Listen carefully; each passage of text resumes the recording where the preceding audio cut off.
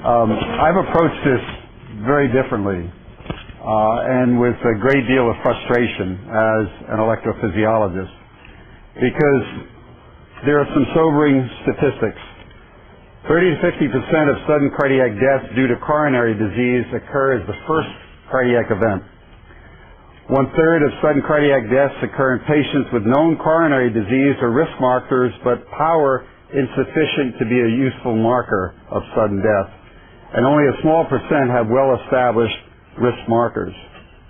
Therefore, in 2/3 or so, we're unable to predict the individual at risk for sudden death. The risk factors lack specificity, sensitivity, and predictive accuracy. We can identify populations at risk, but not the individual with sufficient degree that I would put an ICD in these individuals. And these are major problems. The standard risk factors are on the left that we're all aware of, and some exciting new ones that are being explored, from CRP to others as well. But if you look at some data, for example, in MADE-IT-2, this shows time from myocardial infarction in the conventionally treated and the ICD-treated groups, and one sees that the mortality continues to increase after the initial event. And if you look at another study, this is from Maastricht, the median time from myocardial infarction to sudden cardiac arrest was 9 years. How do you predict that? And if the myocardium is remodeling, this was an editorial that I wrote for an article that Gene and Mark Pepper published. What triggers sudden cardiac death? Why did the patient die on Tuesday and not on Monday or on Wednesday? What was the change? And I would submit to you that the CRP data, though did predict groups at risk for sudden death, is not specific enough. Because I think there's an interaction between an anatomic or functional substrate, transient initiating events, and then the basic arrhythmia mechanisms that lead to sudden death. And to illustrate this, I pulled out a case report we published 20 years ago. This is a 40-year-old man who developed an incessant supraventricular tachycardia after his second infarct and the development of right bundle. Now, if you look on the left, just look at the scalar ECG. He's got sinus rhythm, and then as the rate increases 7 beats a minute, he develops a supraventricular tachycardia, and that was more or less incessant. We studied this individual, and it turned out he had a concealed accessory pathway. And he was born with that.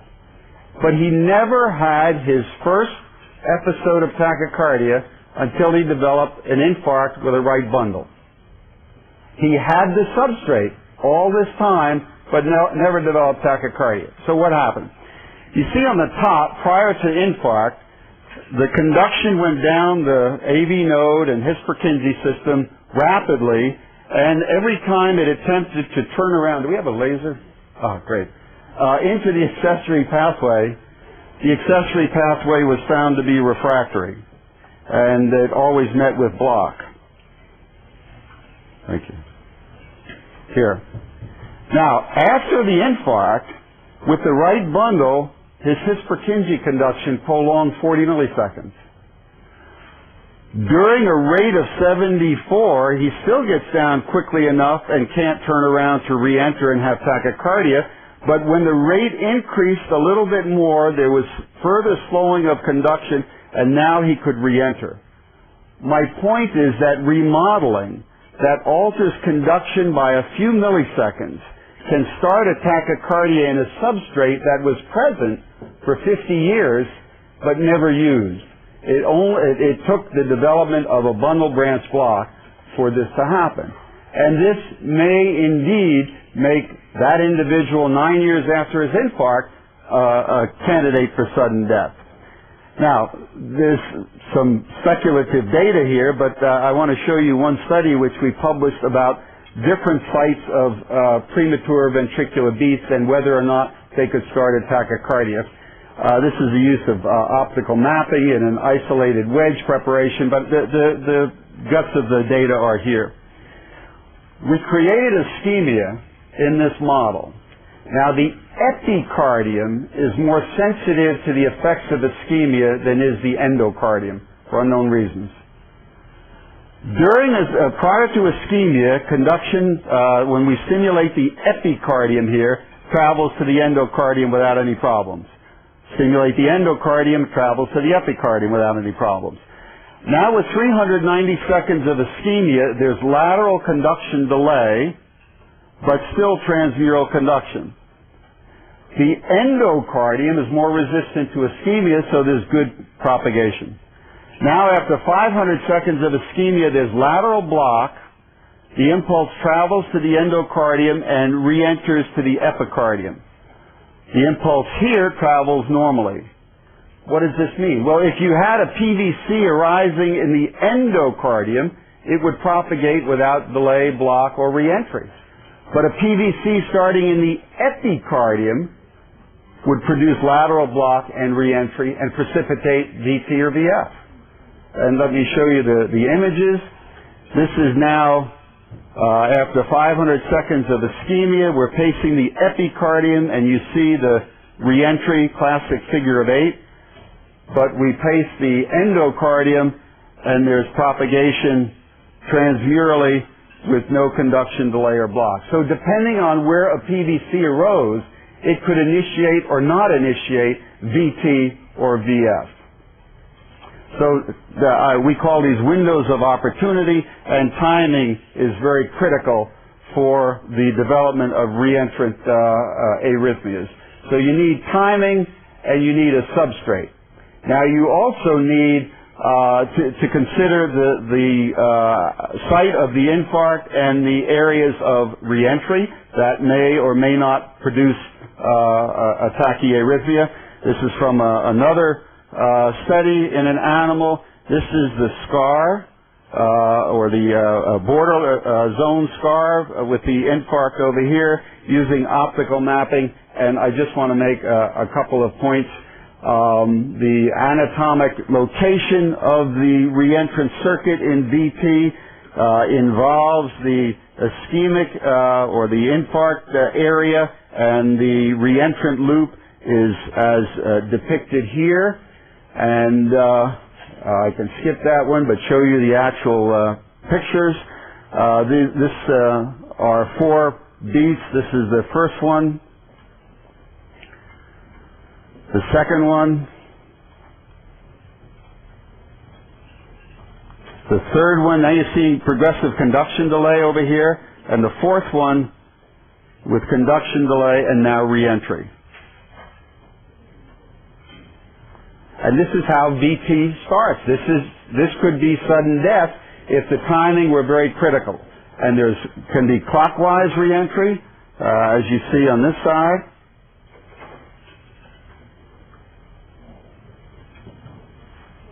Or counterclockwise reentry in the same model.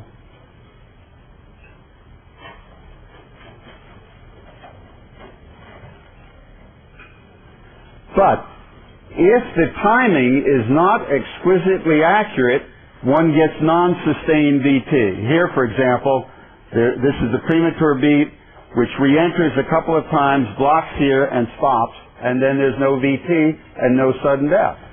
And if there is no area of conduction delay and block, for example, over here the propagation, though not uniform, does not create the area of block for reentry to occur, this animal did not have inducible ventricular tachycardia. So how do we pick any of this up looking at risk factors? Yet these are the parameters that determine whether or not a tachyarrhythmia is sustained and whether sudden death occurs. Therefore, timing and activation sequence determine whether or not VT or VF will occur after an infarct.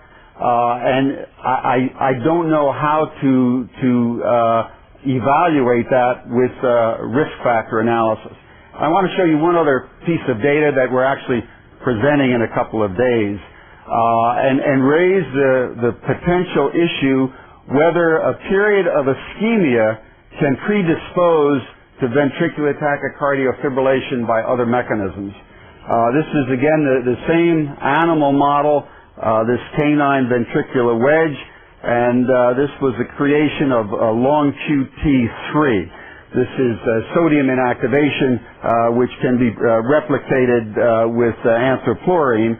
And the purpose of this study was to determine whether an episode of ischemia sensitized the myocardium to the effects of this long QT prolonging drug. And this is the animal model, the isolated wedge. This wedge had 40 minutes of ischemia and then reperfusion before application of the drug, and at this point the electrophysiology was totally normal. So 40 minutes of ischemia, complete recovery, and then drug. While this group of wedges just had perfusion with no ischemia. I'm almost through. And what I'll show you over here is that the exposure to 40 minutes of ischemia made this myocardium very vulnerable with a significant QT prolongation compared to control. And we'll show you that. The images will correspond to the tracings below. So this is the first beat.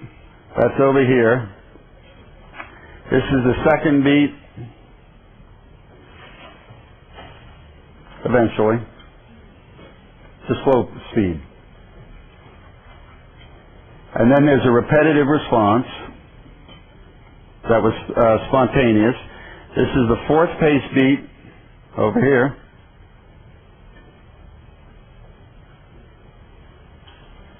And then the fifth, and then spontaneous tachyarrhythmia.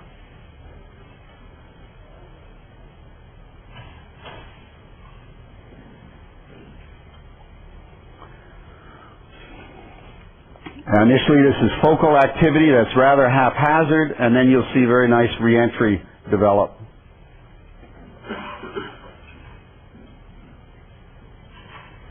And here's the reentry now. And this did not happen in the other wedges that did not have an episode of ischemia. So we raise the issue, can an episode of ischemia make the myocardium vulnerable to an intervention to which it was not vulnerable prior to the episode of ischemia? And this may have relevance in patients with long QT or in individuals who are taking drugs that prolong the QT that have a much greater effect after an episode of ischemia than prior. So prior episode of ischemia, even after apparent electrophysiologic recovery, enhances the arrhythmogenicity in this long QT3 model through the development of early after depolarizations and reentry, raising the issue whether ischemia can sensitize patients with long QT and possibly other situations as well. So the problems from the electrophysiology standpoint are very great.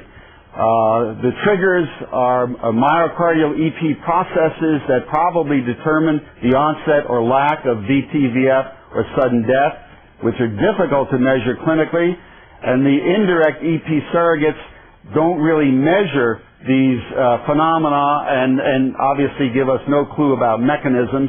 And we must continue to rely on other indirect risk factors for now. I agree absolutely with what Dr. Brownwall presented. That's the state of the art. But we don't understand the EP as to why he fibrillated on Tuesday and not on Monday or Wednesday. And the way to approach that is to have rapid automated external defibrillator deployment. And an initiative we started in Indianapolis, which I've called the Neighborhood Heart Watch. These are like large mailboxes in which an AED is placed. These are distributed. We've only put 5 up so far. This one's on my lawn in Indianapolis.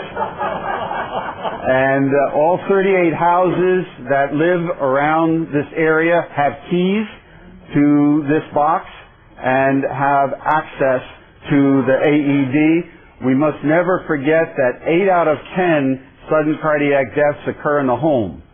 so that you can have AEDs in all the airports and athletic events you want. You only get 1 out of 5.